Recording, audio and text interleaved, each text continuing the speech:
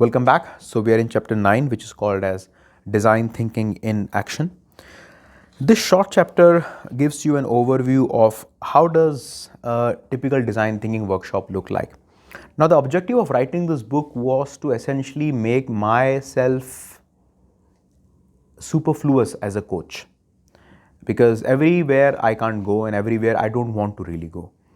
But I would like people to benefit from this wonderful method of design thinking. So when I wrote this book, the idea was to see that can the knowledge which I have can be dissociated with my time. And when I go to these workshops, I give the book as a supplementary material where people can read the book, revisit the case studies, and perhaps apply some of the models that I have discussed in the case.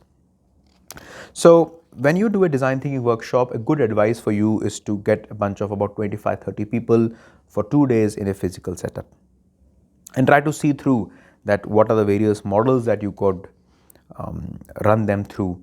And what has worked with me with the 600 plus workshops which I've done with close to 180 organizations is the fact that you start design thinking with a very clear laid out problem.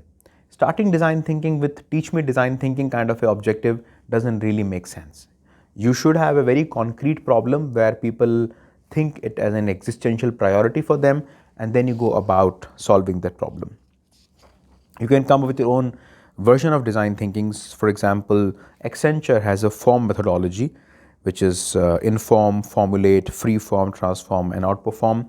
Similarly, as I said before, Intuit has its methodology called Design for Delight, and I've come across several organizations which have their own custom built methods for design thinking. The key here is to also think beyond jugaad or improvisation. A jugaad is an Indian term that means a clever contraption or a clever improvisation, and I think a lot of people still resort to common sense when it comes to problem solving, both in their personal life and official. But the problem with common sense is that common sense is not reliable, repeatable, and scalable. You can't do it again, you can't do it in every situation, and you don't know it's going to work for sure. So the call is to really replace common sense with some methods, and this book offers you a whole range of methods that you can possibly embrace. While you are at it, it's equally critical to pay attention to the environment in which you are operating.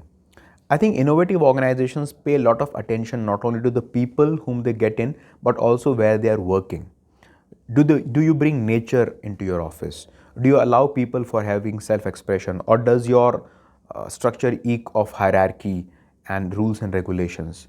So for instance, when I go to IIM Bangalore campus, the whole architecture of the campus is so inviting that you contemplate, you collaborate, you are not being overtly judged, and you are back to the nature in the most basic form, and that is where ideas germinate. Similarly, go and check out your organization as to does your organizational architecture allow people to collaborate and communicate more often? Does it offer psychological safety to people, or does it have a hierarchical feel and smell to it? So good leaders pay a lot of attention to how the organization is structured, not only in terms of the reporting structure, but also in terms of how it looks and feels. And finally, trust the process. Now, this can be very counterintuitive, that while innovation is about breaking the process, the way you become a master is by learning the process. And as Indians, we often have a distaste towards process. We try to change the process without perfecting the process. So when I go through these design thinking workshops, people always and often try to use shortcuts. When I'm teaching them a method, they don't want to learn that new method, and they would go back to their or recoil to their original ways of doing things, but then in the process you don't learn anything new. So trust the process is very, very critical. When you are learning something, just trust it, become a master at it, and then you can change it, no problem.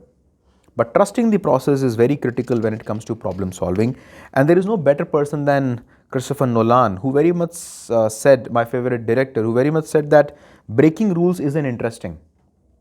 What makes interesting is making new rules. So try to see if you can create new rules instead of just going about breaking new rules on the pretext of being creative. So that was your penultimate chapter, chapter number 9. And we wrap up the book with a chapter called How to be a Design Thinker, in which I offer some very simple tips, but that's on a separate chapter. Thank you.